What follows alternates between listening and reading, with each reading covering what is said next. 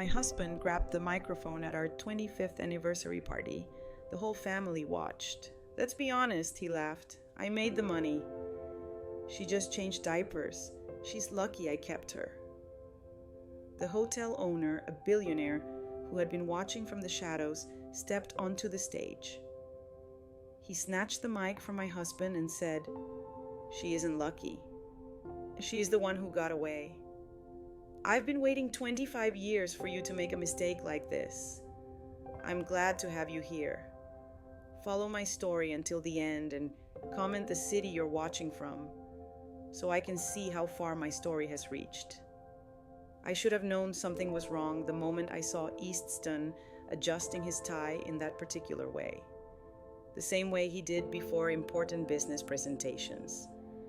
25 years of marriage teaches you to read the signs even when you wish you couldn't. The Grand Meridian Ballroom sparkled around us, every surface gleaming under the massive crystal chandeliers. White light is my favorite flowers, though. Easton had chosen them because they photographed well-filled enormous vases throughout the room. The scent was almost overwhelming, sweet and cloying, mixing with the expensive perfumes of our 200 guests. I smoothed my hands over the blue silk dress I'd chosen so carefully. Easton had barely glanced at it when I'd shown him earlier, too busy reviewing his speech notes. I'd spent 3 hours at the salon that morning wanting to look perfect for our anniversary celebration. 25 years, a quarter of a century. It should have felt like an achievement. Instead, as I watched Easton glad hand his business associates and their wives, I felt invisible again. The children, though, at 23 and 20, I suppose I should stop calling them that, had flown in for the occasion. Michael stood near the bar, with his girlfriend looking uncomfortable in his rented tuxedo. Sarah chatted with her college friends at a table near the back, barely acknowledging my presence when I tried to join their conversation earlier. When had I become a stranger in my own family? The thought was interrupted by the sharp tapping of metal against crystal. Easton stood at the small stage the hotel had set up, microphone in hand, that familiar, confident smile spreading across his face. The room gradually quieted, conversations fading to expectant murmurs. "Ladies and gentlemen," his voice boomed through the speakers, and I felt that old flutter of pride I'd always felt when he commanded a room. "Thank you all for joining Antoinette and me tonight as we celebrate 25 wonderful years of marriage." Applause filled the ballroom, and I managed to smile, clasping my hands together to stop them from trembling. This was it, our moment, our celebration of everything we'd built together. "You know," Easton continued, his tone shifting to something more casual, more intimate, "I've been thinking about what makes a marriage work, what makes it last through all the ups and downs." I leaned forward, slightly curious despite myself. We'd never really talked about what made our marriage work.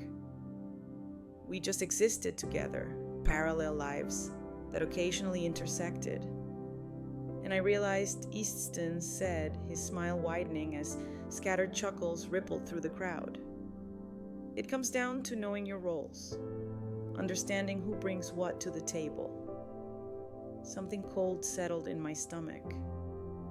The way he said it, the slight emphasis on certain words, it felt wrong calculated. "Let's be honest here." Easton's voice carried easily through the suddenly silent room. "I made the money. I built the business. I provided the lifestyle we all enjoy." He gestured broadly at the opulent ballroom, at the designer gowns and expensive suits surrounding us. "Antoinette." "Well, she changed diapers." The words hit me like a physical blow. I actually felt my breath catch, felt the color drain from my face as the room erupted in uncomfortable laughter. Not real laughter, the kind of forced chuckling people do when they're witnessing something they shouldn't be witnessing. But Easton wasn't finished. "She is lucky I kept her," he said. and this time his smile looked sharp, predatory. Really, what else would she do? She has no skills, no education that matters. She's been living off my success for 25 years. The room had gone completely silent now. Even the waitstaff had stopped moving, frozen in place like extras in a movie who'd forgotten their blocking. I could feel hundreds of eyes on me, feel the weight of their pity and embarrassment pressing down like a physical force. My hands were shaking now, my vision blurring as tears threatened to spill over. 25 years of my life reduced to diaper changing and lucky breaks. 25 years of supporting his dreams, raising his children, managing his household, being the perfect wife. All of it dismissed with casual cruelty in front of everyone we knew. I started to stand, needing to escape, needing to find somewhere to hide and process what had just happened. But before I could take a single step, another voice cut through the silence. "Excuse me." The voice was calm, controlled, but it carried an authority that made everyone turn, including Eastston. I turned too and felt my heart stop completely. Landon Blackwood stood at the edge of the stage, tall and silver-haired and completely unchanged in all the ways that mattered. 25 years had been kind to him. He'd grown into his angular features, his dark eyes more commanding than ever.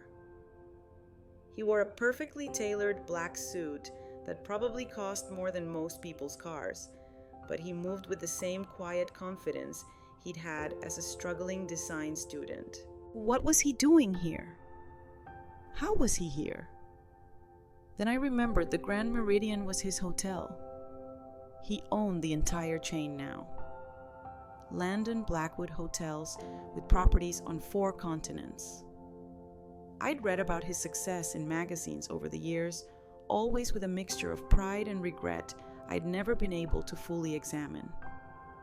Eastston blinked, his confidence faltering for the first time all evening. "I'm sorry. Who are you?" Landon stepped onto the stage with fluid grace, reaching for the microphone. "I'm Landon Blackwood. I own this hotel." His voice was pleasant, conversational, but there was steel underneath it. "And I need to interrupt your speech." Eastston pulled the microphone back, his jaw tightening. You're in the middle of humiliating a remarkable woman," Landon said, his voice carrying clearly, without amplification. "And I won't allow that to continue in my establishment." The ballroom had become a theater, every guest riveted by the drama unfolding on stage. I sat frozen, my heart pounding so hard I was sure everyone could hear it. Landon gently but firmly took the microphone from Eastston's hand. When he spoke again, his voice filled the room with quiet authority. "Ladies and gentlemen, I apologize for interrupting this celebration, but I think you should know something about the woman this man just insulted." He turned to look directly at me, and something in his expression made my breath catch. It was the same look he'd given me all those years ago when he'd asked me to marry him. The same look I'd turned away from, because Eastston represented safety, security, everything I thought I needed. "Annette isn't lucky," Landon said, his eyes never leaving mine. "She isn't fortunate to have been kept by anyone. She is the one who got away, and I've been waiting 25 years for the man who won her to make exactly this kind of mistake." The silence that followed was absolute. No one moved. No one breathed. No one seemed capable of processing what they just heard. Eastston's face had gone from confident to confused to something approaching panic. "What? What are you talking about? Who are you to her?" Landon finally looked away from me, turning to face my husband with an expression I couldn't quite read. "I'm the man who loved her first. The man who would have spent every day of the last 25 years making sure she knew exactly how extraordinary she is. The microphone fell from Easton's limp fingers, hitting the stage with a sharp screech of feedback that made half the room ceci, but I barely heard it over the roaring in my ears, the way my entire world had just shifted on its axis. Landon loved me first. Did he still? Antoinette, Landon said, stepping to the edge of the stage, extending his hand toward me. Would you like to get some air? I think we have a lot to talk about. I looked at his outstretched hand, then at Easton's stricken face, then at the sea of shocked expressions surrounding us. 200 people waiting to see what I would do, waiting to see if I would take the hand being offered to me or stay seated in the chair where I'd just been publicly humiliated. For the first time in 25 years, the choice was entirely mine. I stood up, my legs somehow steady despite the earthquake happening inside my chest. I walked toward the stage, toward Landon's waiting hand, toward a future I couldn't even begin to imagine. Behind me, I heard Easton's voice, small and panicked. Antoinette, don't you dare walk away from me. But I was already walking, and for the first time in decades, I wasn't looking back.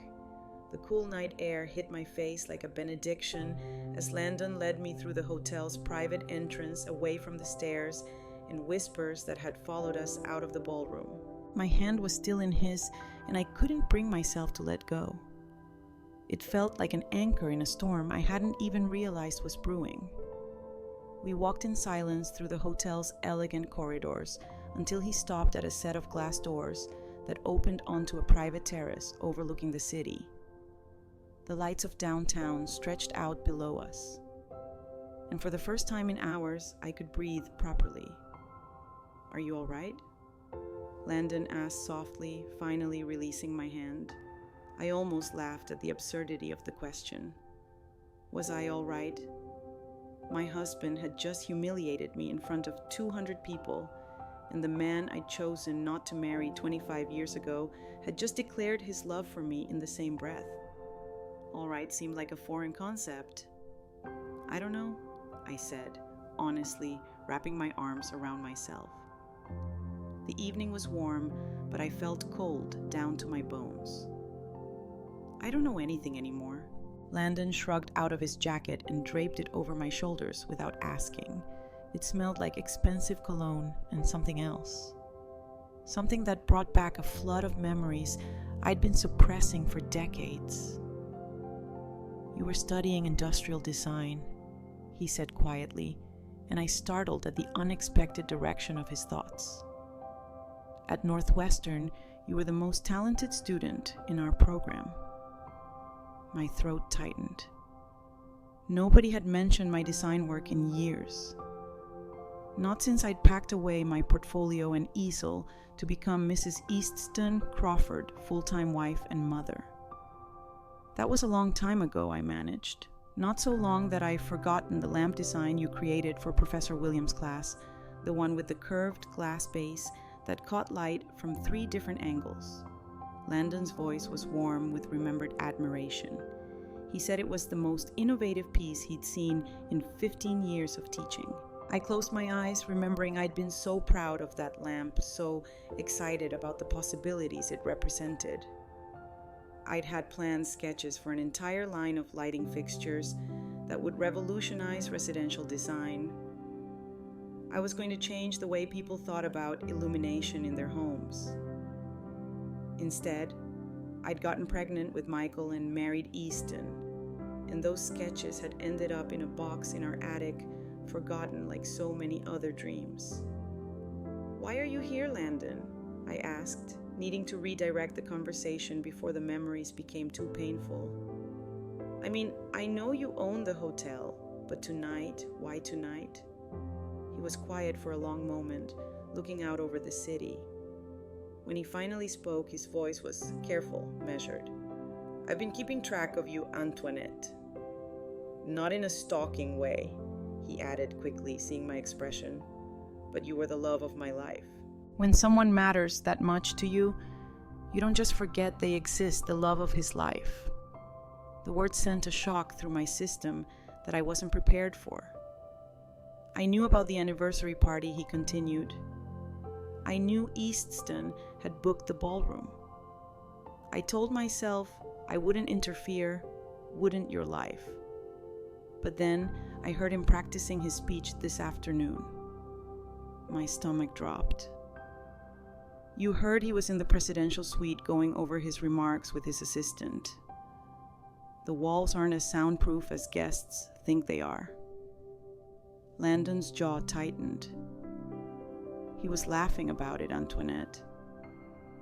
About how he was going to put you in your place in front of everyone. About how you'd gotten too comfortable lately, needed to be reminded of your position in the marriage. The words hit me like physical blows. Easton had planned it, had scripted my humiliation, rehearsed it, anticipated my reaction like a business presentation. 25 years of marriage, and he'd reduced our relationship to a power play. I couldn't let it happen, Landon said simply. I couldn't stand there and watch him destroy you without fighting back. When was the last time anyone had fought for me? When was the last time I'd fought for myself? The answer came with brutal clarity. Never. I'd never fought for anything I wanted. I'd always chosen the safe path, the expected path, the path of least resistance, like choosing Easton over Landon. The memory hit me with sudden, devastating force. I was 21 again, standing in my tiny apartment near campus, staring at two very different proposals. Literally, both men had proposed to me within a week of each other. Landon had been passionate romantic down on one knee in the campus sculpture garden with a ring he'd designed himself. A simple band with a small diamond surrounded by tiny pieces of colored glass arranged like a sunburst. He'd been broke, surviving on instant noodles and student loans, but his eyes had burned with certainty when he told me he loved me. I don't have much to offer you right now, he'd said, his voice shaking with emotion. But I'll spend every day of my life making sure you never regret saying yes. Easton's proposal had come 3 days later in an expensive restaurant downtown. His ring was a traditional solitaire, 2 carats, flawless. He talked about security, about the life he could provide, about my future being safe with him. He'd had a plan, a 5-year timeline for his career advancement, a projected income chart, a list of neighborhoods where we'd look for houses. I'd chosen the plan. I'd chosen security over passion, certainty over possibility. I'd convinced myself it was the mature decision, the smart decision. I'd been such a fool. Do you remember the project we worked on together? Landon asked suddenly. Senior year, the integrated living space design. Of course, I remembered we'd spent 3 months developing a revolutionary concept for multifunctional furniture that could transform small spaces. Modular pieces that served multiple purposes. A complete rethinking of how people lived in urban environments. It had been brilliant, innovative, ahead of its time. Professor Chen said it was graduate-level work, I whispered. It was better than graduate-level work. It was market-ready. We could have patented it, started a company. Landon turned to face me fully. But you dropped out of the program to marry Easton. The guilt I'd carried for 25 years pressed down on me like a physical weight. I'd abandoned our project, left Landon to complete it alone. He'd gotten full credit, but we both knew it had been a collaboration. I'm sorry, I said the words, feeling inadequate. I'm so sorry, Landon. I was young and scared. And don't apologize, he said firmly. I didn't bring it up to make you feel guilty. I brought it up because 6 months after you left, Easton started a furniture company, Crawford Designs. His first product line was remarkably similar to our project, The world seemed to tilt sideways. What are you saying I'm saying? Your husband built his fortune on stolen ideas. Antoinette, ideas you helped create. The memory came flooding back. Easton asking me about my classwork, showing interest in my projects for the first time since we'd started dating. I'd been so flattered by his attention, so eager to share my passion with him, that I'd shown him everything, every sketch, every prototype, every innovative concept I'd developed. He'd listened with such apparent fascination, asking detailed questions about materials and manufacturing processes. I'd thought he was trying to understand my world, trying to connect with the part of me he'd never shown much interest in before. Instead, he'd been stealing it. The modular coffee table that launched his company, Landon, continued quietly. The one that could be reconfigured into a dining table and storage unit. That was your design, wasn't it? It was. I'd sketched it during a late-night study session, frustrated by the limitations of my tiny apartment. Easton had found the sketch on my kitchen counter and studied it for nearly an hour, asking me to explain every detail. He said he wanted to understand my work. I whispered, my voice breaking. He said he was proud of my creativity. He was proud enough to claim it as his own. The betrayal hit me in waves. It wasn't just the humiliation in the ballroom tonight. It was 25 years of lies. 25 years of building a life on stolen dreams. 25 years of watching my husband take credit for my innovations while dismissing me as nothing more than a housewife. Every major breakthrough Crawford Designs has had, I said, slowly, pieces clicking into place with horrible clarity. The expandable shelving system, the convertible workspace furniture, the eco-friendly material innovations. I helped develop all of those. I gave him the ideas, helped him work through the problems, and then he made you feel like you were lucky to be included in his success. Landon finished. Made you feel like your contributions were insignificant. I thought about all the times I tried to talk to Easton about design, about my ideas for improving his products or developing new ones. He'd listen with that patronizing smile, pat my hand, and tell me I didn't understand the business side of things. He'd made me feel stupid for having opinions about an industry I'd once dreamed of revolutionizing. Why didn't you say something? I asked. All these years, why didn't you tell me? Landon was quiet for a long moment.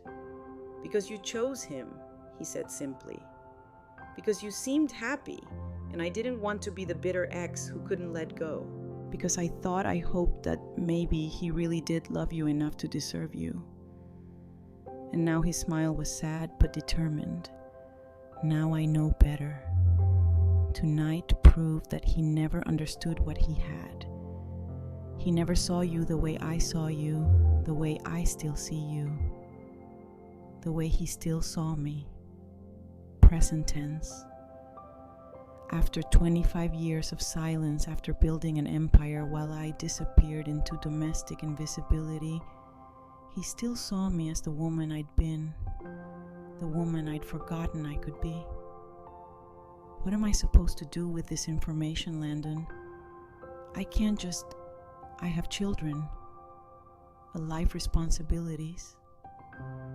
You have choices, he said gently.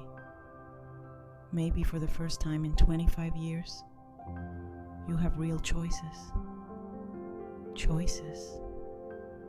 The word felt foreign, dangerous.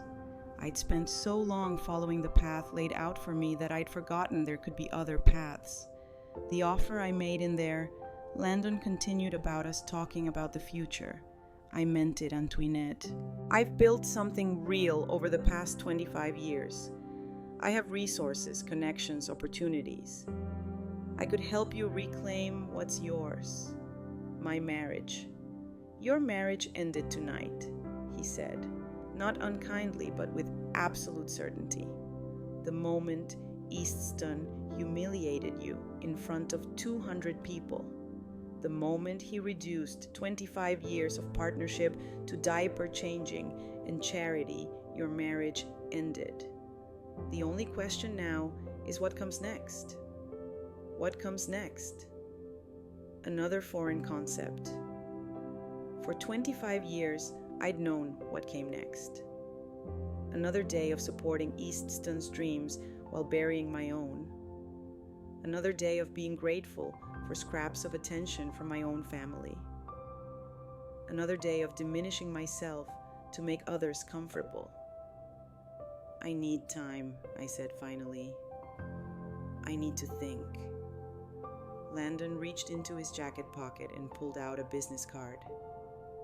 Take all the time you need, but when you're ready to remember who you really are, call me. I took the card, my fingers brushing his in the exchange. The touch sent electricity through me, a reminder of feelings I'd spent 25 years suppressing. The woman who designed that lamp, he said softly. The woman who could see possibilities where others saw limitations. She's still in there, Antoinette. She's been waiting for someone to believe in her again. Believe in her. In me. When was the last time anyone, including myself, had believed in me as Landon walked away, leaving me alone with the city lights and the weight of 25 years of revelations? I realized something that terrified and exhilarated me in equal measure. I wanted to remember who I really was. I wanted to find that woman again, even if it meant destroying everything I thought I knew about my life. The question was whether I had the courage to try. I didn't go home that night. I couldn't face Easton, couldn't stomach the thought of walking into our perfectly appointed house in Westfield Manor and pretending that everything was normal. Instead, I drove aimlessly through the city until I found myself parked outside the old Northwestern campus, staring at the building where I'd once believed I could change the world. My phone had been buzzing incessantly since I'd left the hotel. Easton, the children, even some of the guests from the party, probably calling to satisfy their curiosity about the drama they'd witnessed. I'd turned it off an hour ago, needing the silence to think. Landon's business card sat on my dashboard, catching the street light like a small beacon. I'd picked it up and put it down a dozen times, my finger hovering over his number. What would I even say? Thank you for destroying my marriage. Thank you for revealing that my entire adult life had been built on theft and lies. Thank you for reminding me who I used to be. When my phone finally rang at 7:00 in the morning, I almost didn't answer. But the caller ID showed Sarah's name, and something in me couldn't ignore my daughter, even now. Mom. Sarah's voice was small, uncertain. Where are you? Dad's been calling everyone, and Michael's freaking out, and what happened last night? I closed my eyes, feeling the weight of 23 years of motherhood pressing down on me. How could I explain this to my children? How could I tell them that their father had built their comfortable life on stolen dreams, that their mother had been complicit in her own erasure? I'm okay, sweetheart, I said finally. I just needed some time to think. But that man, the one who said those things about you and Dad, who was he? The one who said those things. Not the one who humiliated me. Landon was the one Sarah was questioning. Even now, even after witnessing Easton's cruelty, she was more concerned about the stranger who defended me than the father who tore me down. I'd raised them to see me as less than. I'd raised them to accept their father's version of reality where I was lucky to be included, grateful to be kept. The realization was devastating. Someone I knew a long time ago, I said carefully, before I married your father. Silence stretched between us, then quietly. "Are you coming home?" The word felt foreign now, charged with implications I wasn't ready to examine. Was that massive house in Westfield really home? Or was it just another beautiful prison I'd helped build around myself? "I don't know yet," I admitted. Sarah was quiet for a long moment. "Dad's really upset. He's been drinking since last night and he keeps saying he's going to ruin that man's business. He called some lawyers and Uncle Richard, and she trailed off, probably realizing she was sharing information I might not want to hear. Uncle Richard Eastston's brother, the one with connections in every industry that mattered. Of course, Easton would call in reinforcements. He'd never been one to accept defeat gracefully, and last night had been the first time in 25 years that someone had publicly challenged his narrative. "Sarah," I said gently, "I need you to understand something. Whatever happens between your father and me, it has nothing to do with you and Michael. You're both adults now, and this is between us." "But Mom, I love you," I interrupted. "I have always loved you. But I need some time to figure out what comes next." After I hung up, I sat in the car for another hour, watching students hurry across campus with their backpacks and coffee cups and urgent conversations. They looked so young, so full of possibility. Had I ever looked like that? Had I ever moved through the world with that kind of confident purpose? Yes, once. Before I'd learned to make myself smaller, before I'd convinced myself that dreams were luxuries I couldn't afford. My phone buzzed with a text from an unknown number. "I know you're struggling with all of this. When you're ready to hear the whole story, I'll be at the Meridian. Suite 1207. No pressure, no expectations, just truth. L. The whole story." What more could there possibly be? But even as I thought it, I knew I was going to go. I'd spent 25 years living with half-truths and carefully constructed narratives. If I was going to rebuild my life, if I was even going to understand what needed rebuilding, I needed to know everything. The elevator ride to the 12th floor felt endless. I'd changed clothes at a department store, trading my evening gown for simple jeans and a sweater, but I still felt exposed, vulnerable. What was I doing? What was I hoping to accomplish? Landon answered the door before I could knock, as if he'd been waiting by the window. He looked different in daylight, more human somehow.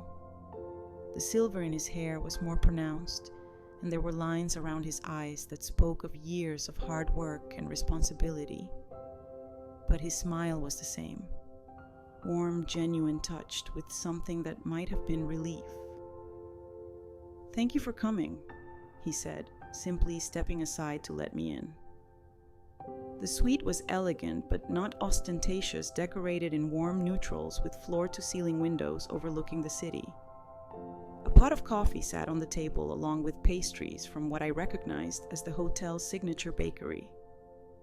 He'd prepared for my visit without being presumptuous about it. "I wasn't sure you would," he continued, gesturing for me to sit wherever I was comfortable. I chose the chair by the window, needing the light and the view to ground me. I almost didn't. "This is complicated. It doesn't have to be."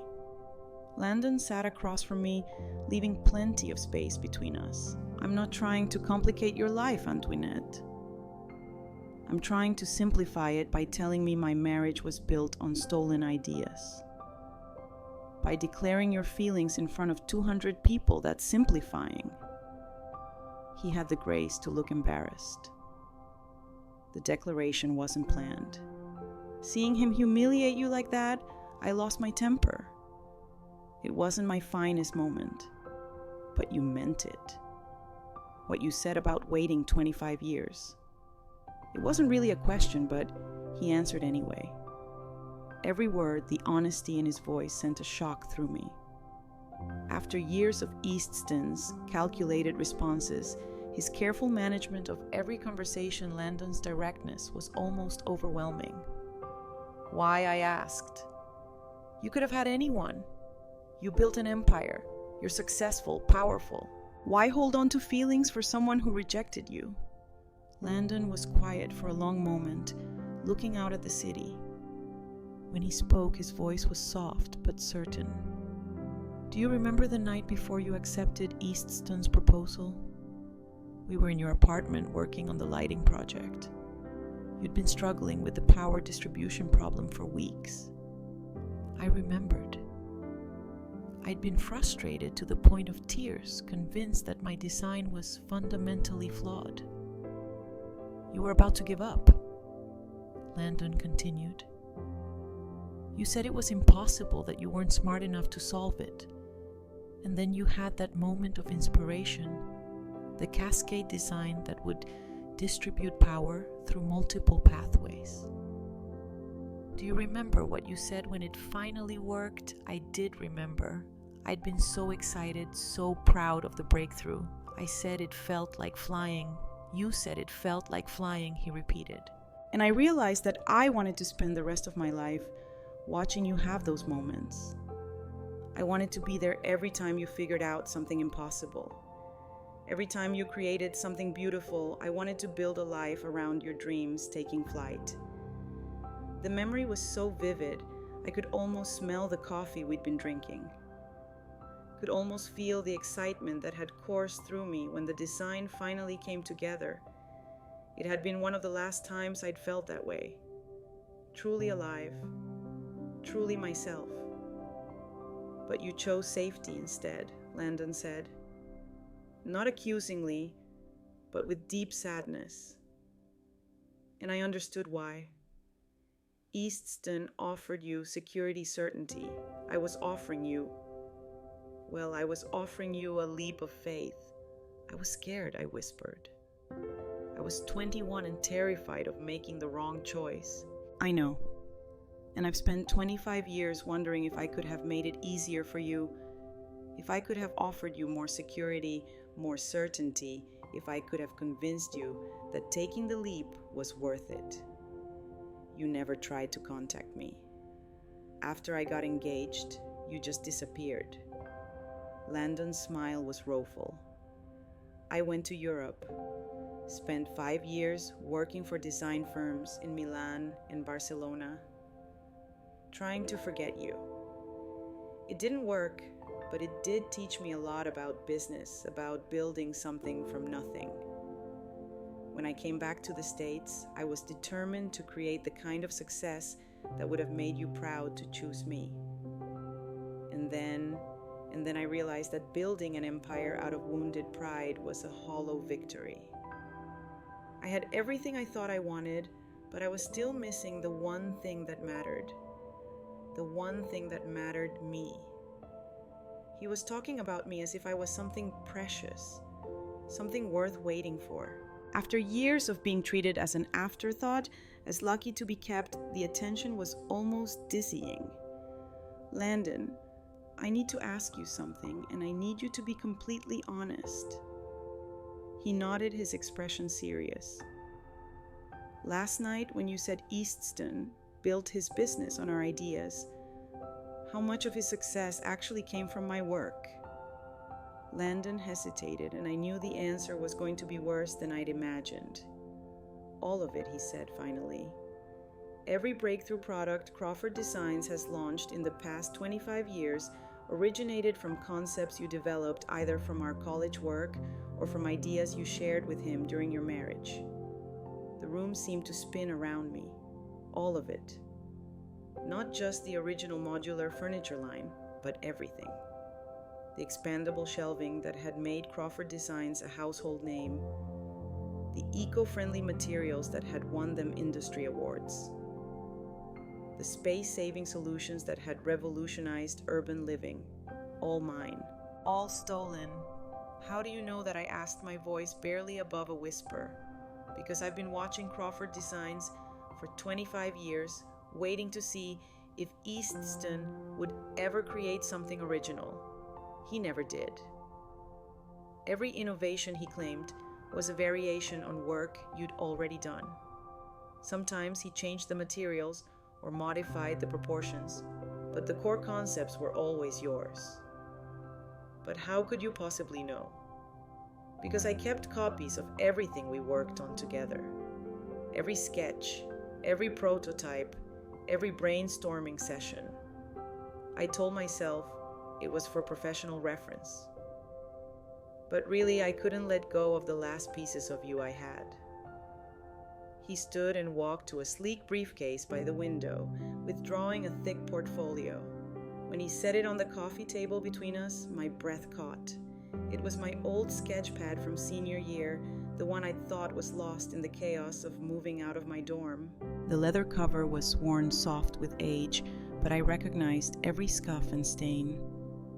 "You kept this," I whispered, reaching out to touch the familiar surface. "I kept everything," Landon said quietly, including the original design for the lamp that started it all, the one Professor Williams called revolutionary. The one that became the basis for Easton's first product line. I opened the portfolio with trembling hands, and 25 years of suppressed memories came flooding back. Page after page of detailed sketches, concept drawings, innovative solutions to design problems that wouldn't become industry standard for years.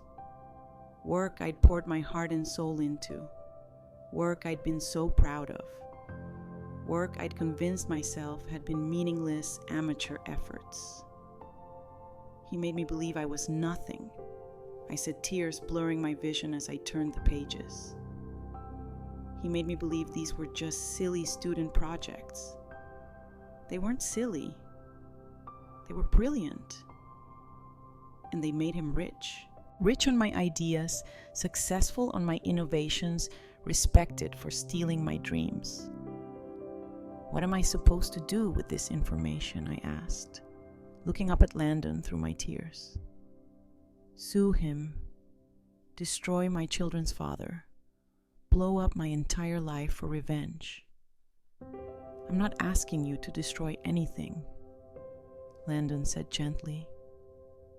I'm asking you to reclaim what's yours. The ideas, yes, but more than that, I'm asking you to reclaim yourself. Reclaim myself, the woman who designed these innovations, who'd seen possibilities where others saw limitations. The woman who'd felt like she was flying when a complex problem finally yielded to her imagination. How I asked, how do you reclaim 25 years of lost identity? Landon leaned forward, his eyes intense. You start creating again. You remember what it felt like to solve impossible problems. You let yourself dream big again. I'm 56 years old, Landon. I've been out of the design world for decades. Technology has changed. Markets have evolved. Design is design, he interrupted. Good ideas are timeless, and you... He reached across the table and covered my hand with his. You were always the most innovative thinker I knew. That doesn't just disappear. His touch was warm, solid, real. For the first time in years, I felt like someone was seeing me. Really seeing me. Not as a wife or mother or convenient accessory, but as myself. I have an offer for you, Landon said, his voice steady and sure. Not a romantic proposition, not a rescue mission, a business opportunity. I raised an eyebrow, curious, despite my emotional upheaval. I'm launching a new division of Blackwood Hotels Sustainable Design Consulting. Hotels around the world are demanding eco-friendly space, efficient solutions, but most design firms are still thinking in outdated paradigms. I need someone who can revolutionize how we approach hospitality spaces. My heart began to pound. You're offering me a job. I'm offering you a partnership. 50-50 ownership of the new division. Full creative control. a chance to see your ideas implemented on a global scale. His grip on my hand tightened slightly. A chance to show the world what Antoinette Crawford can really do. A partnership, creative control, global scale. The words sent electricity through me, awakening something that had been dormant for so long I'd forgotten it existed. The salary would be $200,000 to start. Landon continued. Plus, profit sharing once we're established. But more importantly, you'd own your work. Every design, every innovation, every breakthrough. It would be yours, legally, publicly, permanently yours. Own my work. After 25 years of watching East profit from my ideas, the concept felt revolutionary. I can't, I said, automatically. The response so ingrained, I didn't even think about it. I mean, I have responsibilities, obligations. To whom? Landon asked quietly. To the husband who humiliated you publicly. To the children who are adults with their own lives. To yourself. To myself. When was the last time I'd had an obligation to myself? I need time, I said. But even as I spoke the words, I could feel something shifting inside me. A spark of the old excitement, the old hunger to create something meaningful. Take all the time you need, Landon said. But while you're thinking, consider this. Right now, Easton is probably planning how to discredit me, how to minimize what happened last night. He's going to try to convince everyone, including you, that I'm just a bitter man trying to steal his wife. Aren't you? I asked, but without accusation. I genuinely wanted to know. Landon's smile was sad but honest. Maybe partly, but mostly. I'm a businessman who recognizes exceptional talent when I see it. And I'm someone who believes that 25 years is long enough for brilliance to stay buried. Long enough for brilliance to stay buried. The phrase resonated through me like a bell. How long was I willing to keep burying who I really was? How long was I willing to let fear keep me small? There's something else you should know, Landon said, releasing my hand and reaching for another folder. About what Easton's planning to do next. My stomach clenched. What do you mean my security team picked up some interesting phone calls from your house last night? Calls to his lawyer, his brother, some business associates. He's not planning to apologize or try to win you back, Antoinette. He's planning to destroy you, destroy me. How Landon's expression was grim. He's going to claim you're having a mental breakdown, that you're emotionally unstable, possibly dangerous. He's going to use last night as evidence that you need psychiatric help, that you can't be trusted to make rational decisions about your future. The words hit me like ice water. Of course. Of course, Easton wouldn't just let me walk away. He turned my moment of strength into evidence of weakness, my first act of self-preservation into proof of instability. He can't do that, I said. But my voice sounded uncertain even to myself. He can try, and if he succeeds, if he convinces a judge that you're mentally incompetent, he could gain control over your assets, your medical care, your entire life. You'd become his ward, legally obligated to submit to whatever treatment he deems necessary. The horror of it crashed over me. Not just divorce, not just humiliation, but complete legal subjugation. Easton wouldn't just take my past, he'd steal my future too. But if you had your own income, your own professional identity, your own legal standing. Landon let the implication hang in the air. You're saying I need to move fast. I'm saying you need to choose who you're going to be. The woman who lets herself be destroyed by a man who never deserved her, or the woman who takes back everything he stole and builds something even better? I looked down at the portfolio again, at years of work I'd forgotten I was capable of. Then I looked at Landon, at the man who'd kept faith with my potential, even when I'd lost faith in myself.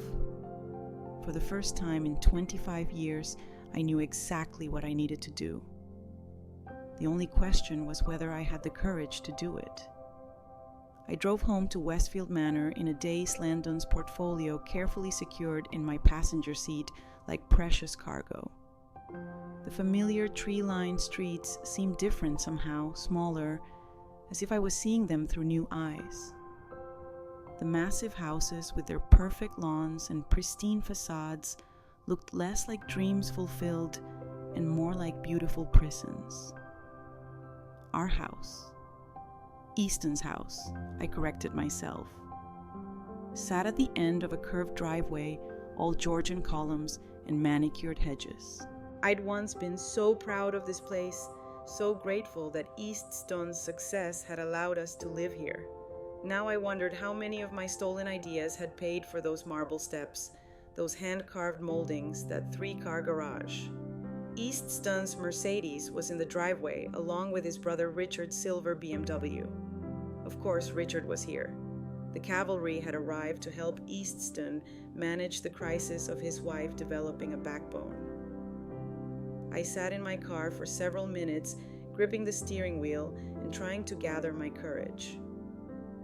Through the large front windows, I could see movement in the living room. 2 figures pacing, gesturing, planning what to do about me, no doubt. My phone buzzed with another text from Sarah. Dad says, "You've been acting strange lately. Are you okay? Should I come home?" Acting strange already. The narrative was shifting, just as Landon had predicted. Easton was laying the groundwork for his mental instability defense, preparing to paint my moment of clarity as evidence of breakdown. I turned off the car and gathered my resolve. If I was going to do this, if I was really going to reclaim my life, I needed to move fast.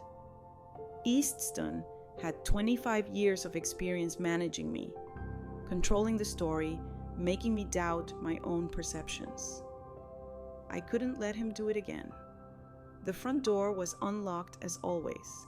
Easton had never worried about security in our wealthy neighborhood. Why would he? He'd never had anything to fear from the person who posed the greatest threat to his carefully constructed life, Antoinette. His voice called from the living room before I'd even closed the door. "Is that you?" "Yes," I called back, surprised by how steady my voice sounded. "It's me." I found them in the living room. Easton and Richard seated across from each other like generals planning a campaign. Papers were spread across the coffee table, legal documents by the look of them. They both looked up when I entered, their expressions a careful mixture of concern and assessment. "Sweetheart," Easton said, rising to his feet with the kind of solicitous manner one might use with an invalid. "We've been so worried about you when you didn't come home last night." "I needed time to think," I said, simply staying near the doorway. I didn't want to get trapped in the middle of the room, surrounded by their careful manipulation.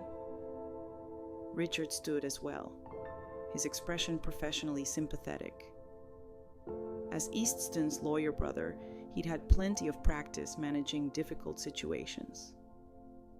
Antoinette: "I think we should talk about what happened last night. East told me about the incident at the party. The incident already, my humiliation was being reframed as something I'd caused, something that needed to be managed rather than addressed." "Has he?" I asked, looking between the 2 men. "And what exactly did he tell you?" Easton's jaw tightened slightly. I told him about Landon Blackwood's inappropriate behavior, how he inserted himself into our celebration, made those ridiculous claims about your past relationship. "Ridiculous claims," I repeated, feeling that familiar cold anger settling in my chest. Which part was ridiculous, Easton? The part where he said he loved me, or the part where he said I was talented? Antoinette, Richard began, but I cut him off. No, I want to hear from my husband. I want to hear him explain which part of what Landon said was ridiculous. Easton's mask of concern slipped slightly, revealing the irritation underneath. The man is obviously unstable. He's been fixated on you for 25 years, building some kind of fantasy around a college relationship that ended decades ago. A fantasy, I said slowly. So when he said I was a talented designer, that was fantasy. You took a few art classes, Easton said dismissively. It's hardly the foundation for a career. A few art classes. I felt the familiar sting of his casual dismissal, but this time it was accompanied by something else. Clarity. For the first time, I could see exactly what he was doing. How he minimized my accomplishments to maintain his own superiority. Industrial design, I corrected.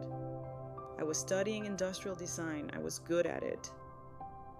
Richard cleared his throat uncomfortably. Perhaps we should focus on the present situation. Antoinette were concerned that this man might be trying to manipulate you to take advantage of what was obviously an emotional moment. Take advantage. Of course, that was their interpretation. It couldn't be that someone genuinely valued me, genuinely saw potential in me.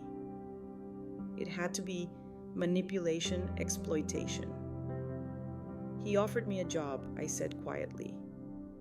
The silence that followed was deafening. Easton's face went through several expressions: surprise, disbelief, anger, before settling on condescending amusement. A job! He laughed and the sound was sharp cutting. Sweetheart, you haven't worked in 25 years. What kind of job could you possibly be qualified for? There it was. The casual cruelty that had become so familiar, I'd stopped noticing it. The automatic assumption that I was useless, unemployable, dependent on his charity for survival. A design position, I said, my voice gaining strength. A partnership, actually, in sustainable hospitality design. Richard and Easton exchanged a look. One of those male glances that said clearly what they thought about my intelligence, my judgment, my ability to assess reality. Antoinette, Richard said gently, I think you need to consider the possibility that this man is not being entirely honest with you. Men like Blackwood don't offer partnerships to people without extensive professional experience. Men like Blackwood, successful men, men who built real empires, who made real decisions, unlike women like me who just changed diapers and got lucky. Unless Easton added his voice, taking on a nastier edge. He's not really interested in your design skills. The implication hung in the air like a toxic cloud. Of course, that was what they'd assume. That any interest in me had to be sexual, predatory, inappropriate. The idea that I might have actual value, actual talent worth investing in was apparently too far-fetched to consider. You think he offered me a partnership because he wants to sleep with me? I asked, my voice dangerously quiet. I think Easton said carefully that you're emotionally vulnerable right now, and that men like Blackwood are experts at exploiting that vulnerability. Exploiting vulnerability. Everything about this conversation was about my weakness, my susceptibility, my inability to think clearly or protect myself. They weren't discussing my humiliation at the party, Easton's public cruelty, or the problems in our marriage. They were focused entirely on managing the threat I apparently posed to their carefully ordered world. What would you like me to do? I asked, curious to hear their plan. Richard leaned forward, his expression earnest and professional. We think you should consider getting some help. You've been under a lot of stress lately, and last night was obviously traumatic. There are excellent facilities that specialize in helping people work through these kinds of episodes. There was the word Landon had warned me about.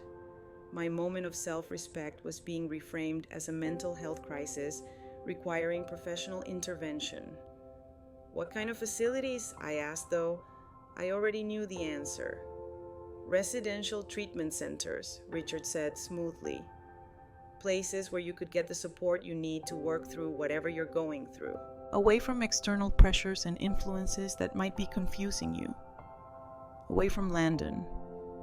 Away from anyone who might remind me that I had options, that I deserved better, that I was worth more than Easton's version of charity. How long would this treatment last? I asked. Easton and Richard exchanged another look. As long as necessary, Easton said.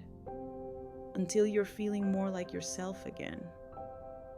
More like myself.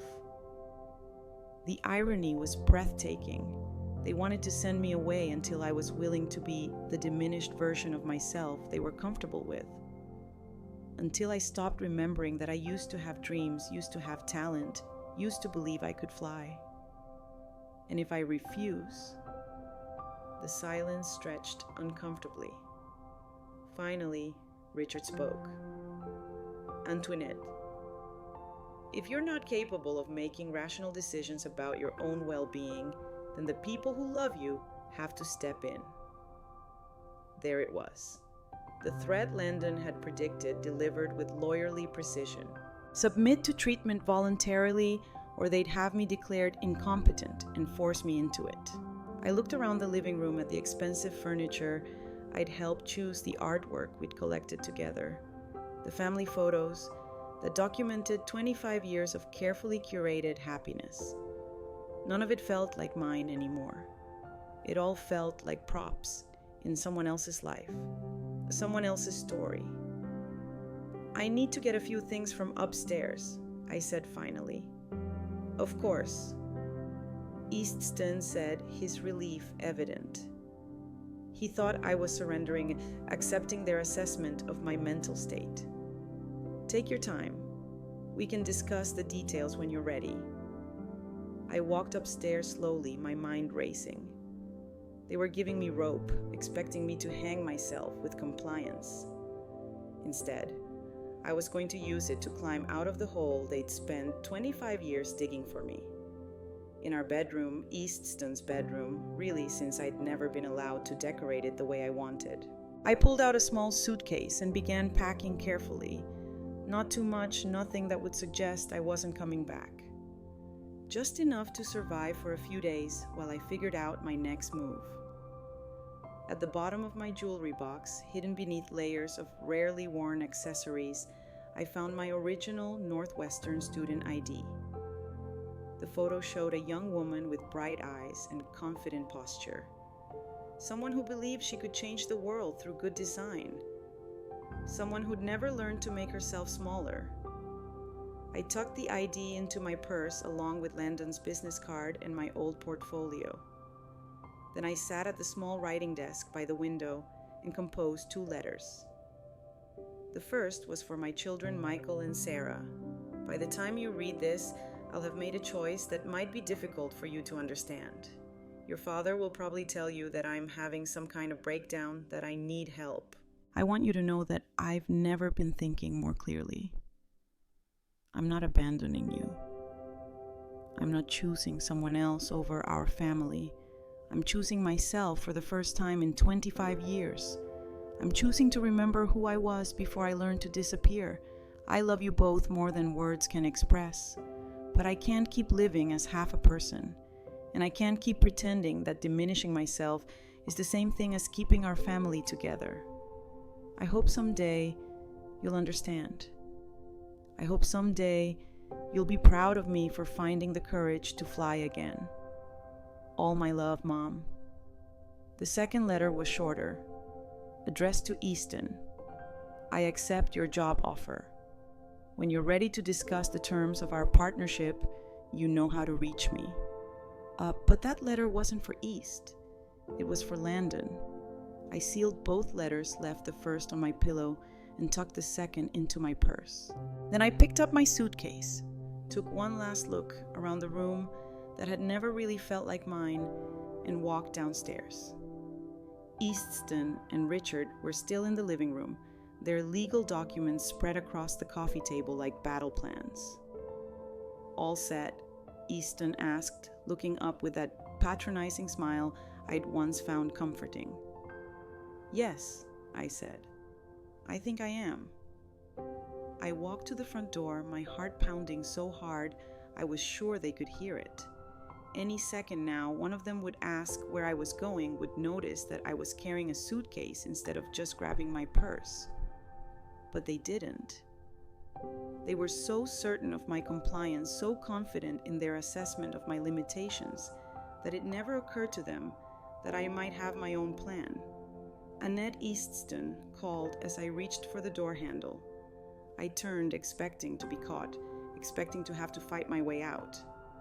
"Drive carefully," he said, "and call us when you get to the facility. We want to know you've arrived safely." I nodded, not trusting my voice. Then I walked out the front door of the house I'd called home for 25 years, got into my car, and drove away from everything I'd ever known. I didn't look back.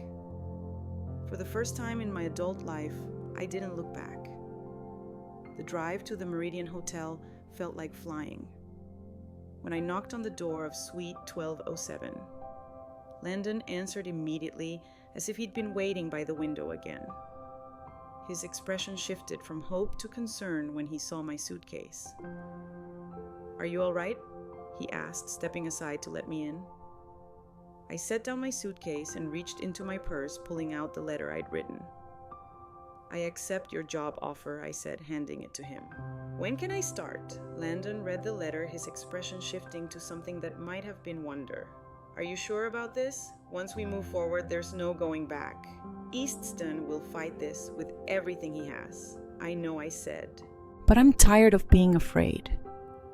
I'm tired of being small. I'm tired of pretending that I'm grateful to be kept when I should have been building something of my own all along. Landon smiled, not the careful professional smile he'd worn during our business discussions, but something warm and real and full of possibilities. In that case, he said, "Welcome to Blackwood Design Partners. I think we're going to build something extraordinary together. Something extraordinary." After 25 years of being told I was ordinary, at best, the words felt like a promise and a challenge rolled into one. 3 weeks after I walked out of Easton's carefully controlled world, I was sitting in the bright, modern office space that Landon had secured for Blackwood Design Partners. Sunlight streamed through floor-to-ceiling windows, illuminating the drafting tables and computer workstations that would soon house our revolutionary approach to sustainable hospitality design. I'd been working 16-hour days, partly because I was genuinely excited about the projects we were developing, but mostly because I was terrified that if I stopped moving, I'd lose my nerve and crawl back to the safety of my old life. The transformation had been swift and stunning. In just 3 weeks, I designed a modular hotel room system that could reduce construction costs by 30% while increasing energy efficiency by nearly half. The prototype had hotel executives flying in from around the world to see what we were creating. But success, I was learning, came with a price. My phone had been ringing constantly since the first industry article about Blackwood Design Partners had been published.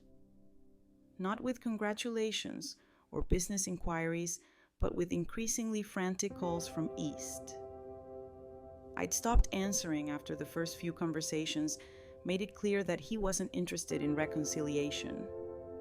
He was focused entirely on damage control. This morning's voicemail had been particularly venomous. "You think you can just walk away and play businesswoman? You think that man actually cares about your pathetic little sketches? I built everything you're trying to destroy, Anuinette. Everything. And I'm not going to let you take it away." I was reviewing the latest designs for our Singapore project when Sarah knocked on my office door. I looked up, surprised to see her. We'd spoken on the phone several times since I'd left, but she'd never visited my new workplace. Mom, she stood uncertainly in the doorway, looking younger than her 20 years. Do you have a minute? Of course, sweetheart, come in.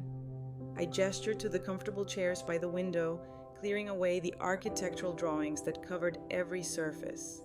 Sarah sat down carefully, her designer purse clutched in her lap like a shield. She was dressed in the kind of expensive casual wear that screamed private college student clothes that Easton's stolen success had purchased. I've been talking to Dad, she began, and I felt my stomach clench. He's really worried about you about this whole situation. I'm sure he is, I said carefully. What exactly has he told you? Sarah shifted uncomfortably. He says you're having some kind of midlife crisis, that this man Landon is taking advantage of you, that you're going to lose everything you've worked for, everything I'd worked for. The irony was breathtaking. And what do you think I don't know what to think? Sarah said, her voice small. This place is amazing, and you seem different, happier. But Dad says you're making a huge mistake, that you're destroying our family for some fantasy, our family. I studied my daughter's face, seeing echoes of my own features mixed with Easton's stronger jawline. Sarah, do you remember much about me from when you were little? She frowned. What do you mean? Do you remember me ever working? Ever having interests outside of taking care of you and your brother? You volunteered at our schools. You organized charity events. You managed the household. But do you remember me ever creating anything? Ever pursuing my own dreams? Sarah was quiet for a long moment. No, she said finally. But that's what mothers do, right? They sacrifice for their families. Sacrifice for their families. There was the lesson I taught her without meaning to. That women existed to serve others. That our own dreams were luxuries we couldn't afford. Sarah, I need to tell you something about your father's business. About how Crawford Designs really started. Over the next hour, I showed her everything. The original portfolio Landon had preserved. The timeline of Easton's innovations compared to my college work. The undeniable evidence that Crawford Designs had been built on stolen ideas. Sarah went through several emotional stages as the truth sank in. Disbelief, anger, confusion, and finally, a kind of numb acceptance. All of it ours. She asked, her voice barely above a whisper. Everything he built came from your work. Not everything, I said gently. Your father is a talented businessman, a skilled marketer. He knew how to take good ideas and turn them into successful products. But the ideas themselves, yes, they were mine. Sarah stared at the sketches spread across my desk, her face pale. Why didn't you ever say anything? Why didn't you fight for credit? Because I believed him when he said I was lucky to be included. Because I thought supporting his success was more important than claiming my own.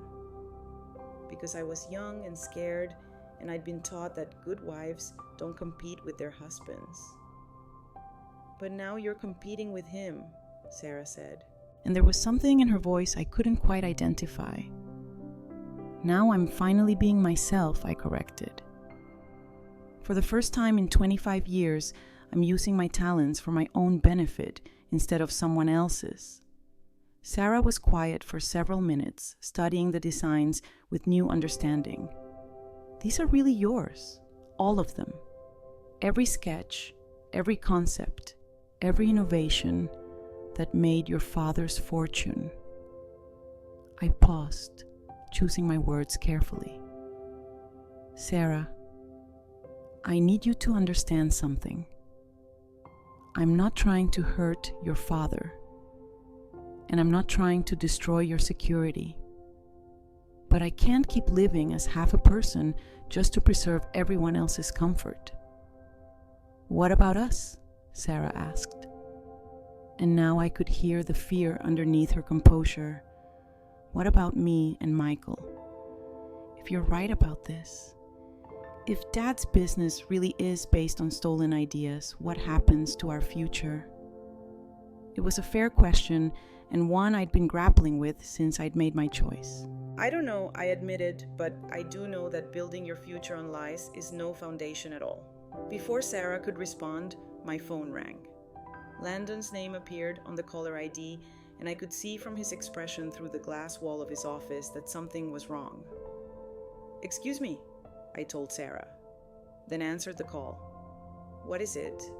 "Antoinette, you need to come to my office immediately. We have a problem." I found Landon pacing behind his desk, his usual composed demeanor replaced by something approaching agitation. Sarah had followed me, hovering in the doorway uncertainly. "What's wrong?" I asked. Landon gestured to his computer screen, which displayed what looked like a legal document. "Eastston filed an injunction this morning. He's claiming that all the design work you've done for Blackwood Partners is stolen intellectual property that belongs to Crawford Designs." My blood turned to ice. He can't do that. Those designs are completely original. He's claiming they're derivative of work you did during your marriage, which under California law would make them community property. He's arguing that since you were unemployed and he was your sole source of financial support, any intellectual property you developed during the marriage belongs to both of you. But that's insane. I never worked on these specific projects during our marriage. "It doesn't matter," Landon said grimly. "He doesn't have to prove the designs are identical. He just has to demonstrate that they're based on techniques and concepts you developed while married to him. And given that your original portfolio clearly shows the foundation for everything you're doing now." The implications hit me like a physical blow. Eastston wasn't just trying to hurt me. He was trying to steal my work again. Even now, even after everything he was attempting to claim ownership of my creativity. "There's more," Landon continued. "He's also filed for an emergency restraining order claiming you're mentally unstable and that I'm manipulating you into making decisions that are harmful to your well-being and your family's financial security." Sarah gasped from the doorway. I'd forgotten she was there. Forgotten that she was witnessing her parents' marriage implode in real time. "What does that mean?" I asked, though I was afraid I already knew. "It means that until the court hearing next week, you're legally prohibited from making any business decisions or entering into any new contracts. It also means that if the judge rules in his favor, you could be forced to return all compensation you've received from Blackwood Partners and undergo psychiatric evaluation." The room seemed to spin around me. In one brilliant legal maneuver, Eastston had managed to paint me as both a thief and a mad woman. If he succeeded, I'd lose everything. My newfound career, my financial independence, possibly even my freedom. "Mom," Sarah said softly from the doorway, and I turned to look at her. "Is this why you left? Because you knew he would do something like this?" I thought about her question about the pattern of control and manipulation that had characterized my entire marriage.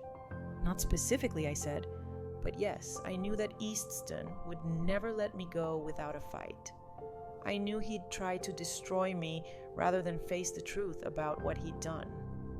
Sarah walked into the office and sat down heavily in one of the chairs. "I need to ask you something, and I need you to be completely honest with me." I nodded, bracing myself. "Are you in love with Landon?" The question caught me off guard, not because it was inappropriate, but because I hadn't allowed myself to examine it carefully. "I don't know," I said finally. "I know that he sees me as a person worth respecting, worth investing in. I know that he makes me feel capable and valuable in ways I'd forgotten were possible. Whether that's love or just gratitude, I honestly can't tell anymore." Landon cleared his throat uncomfortably. Perhaps I should give you two some privacy. No, Sarah said firmly. You should hear this too. She turned to face me fully. Mom, I've been watching Dad for the past 3 weeks since you left. He's been drinking more, staying up all night, making phone calls, obsessing over ways to get back at you and Landon. He's not acting like a man who's lost the love of his life. He's acting like someone who's lost control of his property. The observation was so perceptive, so mature, that I felt a surge of pride even in the middle of my crisis. What are you saying? I'm saying that maybe it's time someone in our family chose truth over comfort. Sarah's voice was steadier now, more certain. Maybe it's time someone stood up to Dad instead of just enabling his behavior. I stared at my daughter, seeing her clearly for perhaps the first time in years. She wasn't just the spoiled college student I thought she was.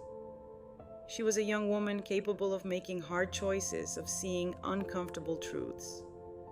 Sarah, if I fight this, if I refuse to back down, things are going to get very ugly very quickly. Your father has resources, connections, legal expertise.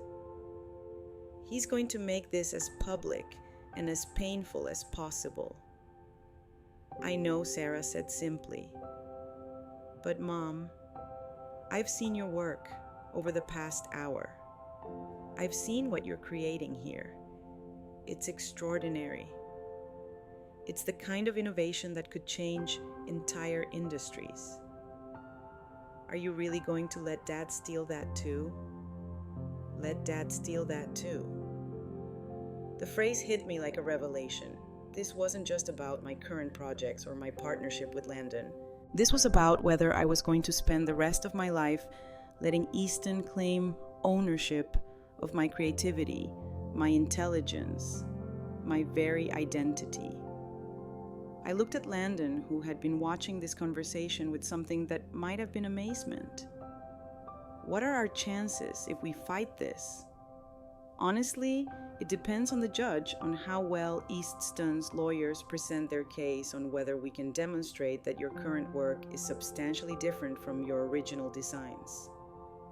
He paused.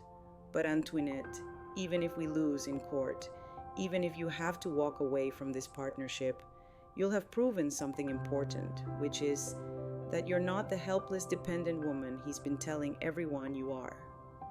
That you're capable of building something significant on your own, that you're worth fighting for, even if you have to do the fighting yourself. Worth fighting for. After 25 years of accepting whatever scraps of respect Easton was willing to offer, the concept felt revolutionary. I thought about the young woman in those college sketches, the one who'd believed she could change the world through good design. I thought about the mother I wanted Sarah to become.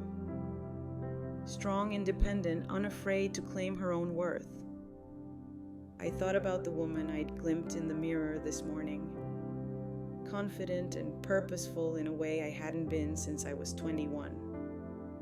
Then we fight, I said, my voice steady and sure. We fight with everything we have. Sarah smiled, the first genuine smile I'd seen from her in years. Good. And Mom, for what it's worth, I think you're going to win.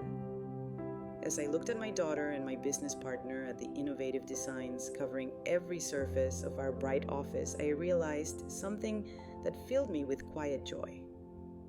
I'd already won. Regardless of what happened in court, regardless of Easton's threats and manipulations, I'd already reclaimed the most important thing of all. The courthouse on that Tuesday morning looked like any other municipal building. Gray stone imposing columns, the kind of architecture designed to remind ordinary people that they were entering a place of serious business. But as I walked up those steps, with Landon beside me, I felt anything but ordinary. I was wearing a navy blue suit I'd bought specifically for this hearing, the first professional clothing I'd purchased in 25 years. My hair was pulled back in a sleek chignon, and I carried a leather briefcase that contained not just legal documents, but every piece of evidence that proved who I really was. Easton was already there when we entered the courtroom, flanked by his team of expensive lawyers. Richard sat behind him, along with several business associates, whose presence was clearly meant to demonstrate the serious financial interests at stake. They all looked supremely confident, like men who had never doubted their right to win. Easton caught my eye and smiled. That same patronizing smile I'd endured for 25 years. It was meant to remind me that I was out of my league, that I should be grateful he was willing to take me back after my little rebellion. Instead, it reminded me of everything I was fighting against. Judge Patricia Holloway was a woman in her early 60s with sharp eyes and graying hair pulled back in a non-nonsense style. She reviewed the preliminary documents with the kind of focused attention that suggested she wasn't easily impressed by legal theatrics. "This is an unusual case," she said, looking up from her papers. "We have a request for an injunction claiming theft of intellectual property combined with allegations of mental incapacity. Mr. Crawford, you're claiming that your wife's current business activities constitute theft of marital assets." Easton's lead attorney, a sleek man named Harrison Weber, stood to address the court. "Yes, Your Honor. Mrs. Crawford has taken proprietary design concepts developed during the course of her 25-year marriage and used them to benefit a competing business enterprise. Under California community property law, those concepts belong equally to both spouses. And you're also claiming that Mrs. Crawford lacks the mental capacity to make these business decisions. We're concerned about Mrs. Crawford's emotional state, Your Honor. She abandoned her family home without warning, entered into business partnerships with a man she barely knows, and has been making increasingly erratic decisions. We believe she may be experiencing a psychological crisis that's affecting her judgment." I felt my lawyer, Janet Morrison, tense beside me. We'd prepared for this line of attack, but hearing it stated so clinically in open court was still jarring. "Mrs. Morrison," Judge Holloway said, "how does your client respond to these allegations?" Janet stood with quiet confidence. She was a woman about my age who'd built her reputation defending professionals in intellectual property disputes. "Your Honor, Mrs. Crawford is not mentally incapacitated, nor has she stolen anyone's intellectual property. What she has done is finally reclaim her own creative work after 25 years of watching her husband profit from her ideas." "That's a serious counter-allegation," the judge noted. "You're claiming that Mr. Crawford built his business on his wife's designs. We are Your Honor, and we have extensive documentation to prove it." What followed was the most surreal hour of my life. Janet methodically presented the evidence we'd prepared, my original college portfolio. The timeline of Crawford Designs product launches, testimony from Professor Williams, who remembered my work from Northwestern, even statements from former Crawford Designs employees who confirmed that I'd been the source of many innovative concepts over the years. Watching Easton's face as the truth unfolded was both satisfying and heartbreaking. He'd clearly expected this to be a simple matter of asserting male authority over a wayward wife. The idea that I might have legal standing, might have evidence, might actually be telling the truth was obviously something his lawyers hadn't prepared him for. But the most important moment came when Judge Holloway asked me to address the court directly. "Mrs. Crawford," she said, "I'd like to hear from you personally. Can you explain to the court why you left your marriage and entered into this business partnership?" I stood slowly, my heart pounding, but my voice steady. "Your Honor, I left my marriage because I realized I'd been living as half a person for 25 years. I'd convinced myself that supporting my husband's dreams was the same thing as having dreams of my own. I'd accepted that being grateful for his success was enough, even when that success was built on my work. I paused, looking directly at Easton.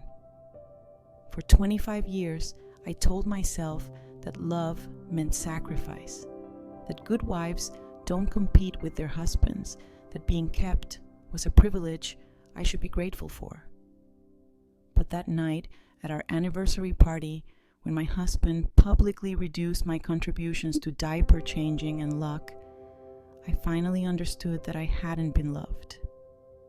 I'd been managed. Easton's lawyer started to object, but Judge Holloway waved him off. Continue, Mrs. Crawford. The business partnership I entered into with Mr. Blackwood isn't built on stolen ideas, Your Honor. It's built on the ideas I never got to develop because I was too busy supporting someone else's career. It's built on concepts I created after I left my marriage using skills I'd forgotten I had. And yes, those skills were developed during my marriage, but they were developed by me. They're mine. I reached into my briefcase and pulled out a folder containing my most recent designs, the modular hotel system that was revolutionizing sustainable hospitality design. These are the designs Mr. Crawford claims belong to him, I said, handing the folder to the judge. They were created 3 weeks ago in my new office using software I taught myself and concepts I developed independently. They bear no resemblance to anything in my original college work or anything Crawford Designs has ever produced. They are entirely my own creation. Judge Holloway examined the designs carefully, comparing them to the earlier work we'd submitted as evidence. After several minutes, she looked up. Mr. Weber, can you point to any specific similarities between these current designs and the work your client claims ownership of Easton's lawyer shuffled through his papers, clearly struggling? The techniques are similar, Your Honor. The underlying approach to space utilization, the sustainable materials focus, those are industry standards, Judge Holloway interrupted. Any competent designer would use those approaches. I'm asking about specific design elements that demonstrate actual theft of intellectual property. Weber consulted with his team for several minutes before admitting the designs are substantially different in their specifics, Your Honor. I see. Judge Holloway turned to me, Mrs. Crawford, regarding the allegations of mental incapacity, how do you respond? This was the moment I'd been both dreading and anticipating.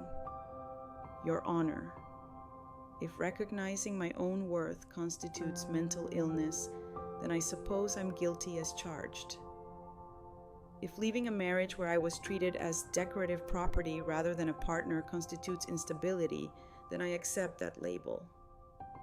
But if we're defining mental health as the ability to think clearly, make rational decisions, and pursue meaningful work, then I've never been healthier in my life. I gestured toward the courtroom where several hotel executives had come to observe the proceedings. In the 3 weeks since I left my marriage, I've designed a revolutionary hospitality system that's already attracted international attention. I've established professional relationships with industry leaders who value my expertise. I've created more innovative work than I produced in the previous 25 years combined. That's not the behavior of someone who's mentally incapacitated. Judge Holloway was quiet for several minutes, reviewing all the evidence we'd presented. Finally, she looked up. Mr. Crawford, she said, addressing Easton directly, I've reviewed the evidence presented by both sides. While it's clear that your wife did contribute significantly to your business success over the years, it's also clear that her current work represents original creation, not theft of existing intellectual property. Do you have any evidence that contradicts this assessment? Easton stood slowly, his confidence finally cracking. Your Honor, my wife is. She's not the same person she was. This man has filled her head with ideas about independence and careers. She's 56 years old. It's too late for her to start over. The words hung in the air like a confession. There it was. Eastston's real concern wasn't about stolen property or mental illness. It was about control. It was about a woman who dared to claim her own life at an age when he believed she should be grateful for whatever he was willing to give her. Mr. Crawford, Judge Holloway said quietly, "The court's job is not to determine whether your wife's life choices are wise or appropriate. The court's job is to determine whether she's legally competent to make those choices and whether she's committed any crimes in doing so." She paused, her expression stern. Based on the evidence presented today, I find that Mrs. Crawford is clearly competent to make her own business decisions. I also find that there's no evidence she's committed theft of intellectual property. Her current work, while building on skills developed during her marriage, represents original creation that she owns independently. I felt my knees almost buckle with relief. Janet squeezed my arm supportively. Therefore, the judge continued, "The request for an injunction is denied. The request for psychiatric evaluation is denied. Mrs. Crawford is free to continue her business partnership and retain any compensation she's received." She looked directly at Eastston.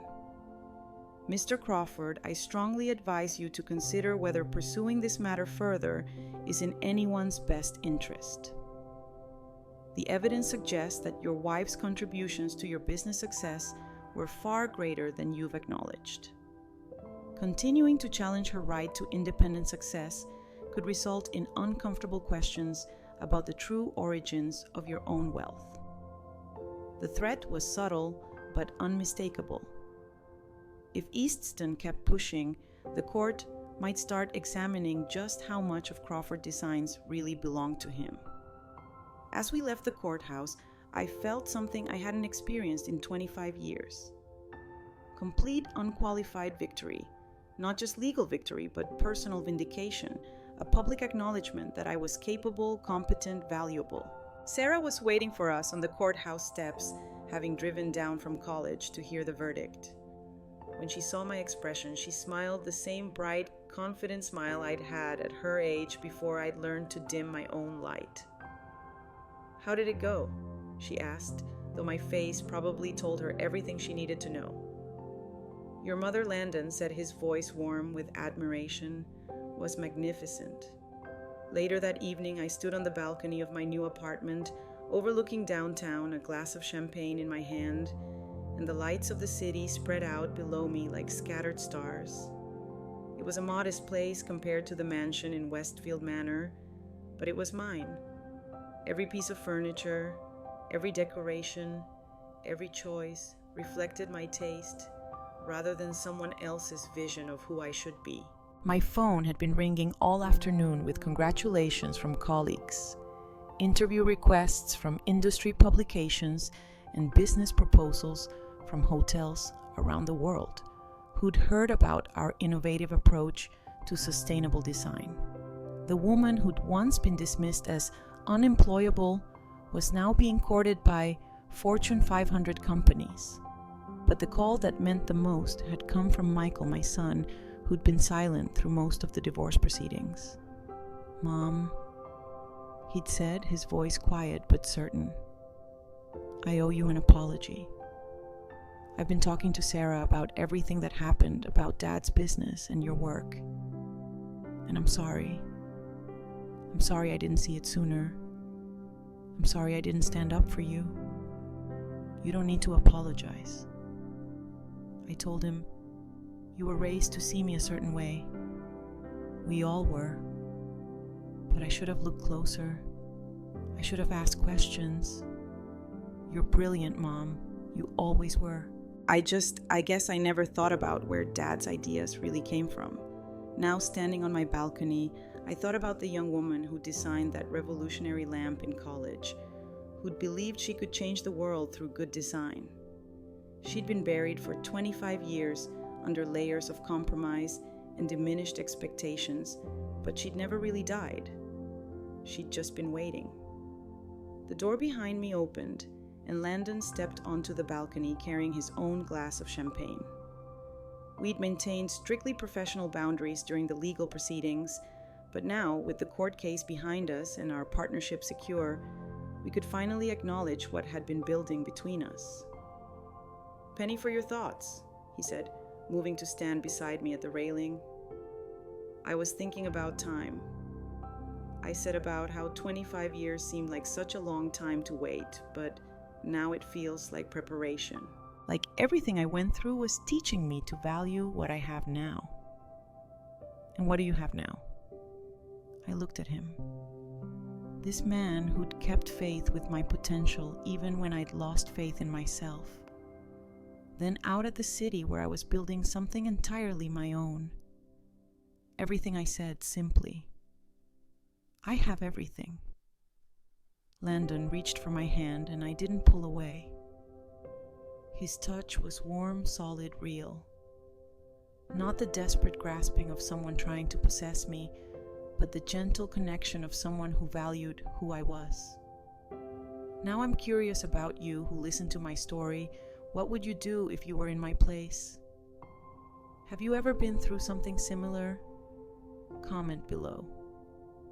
And meanwhile, I'm leaving on the final screen 2 other stories that are channel favorites, and they will definitely surprise you. Thank you for watching until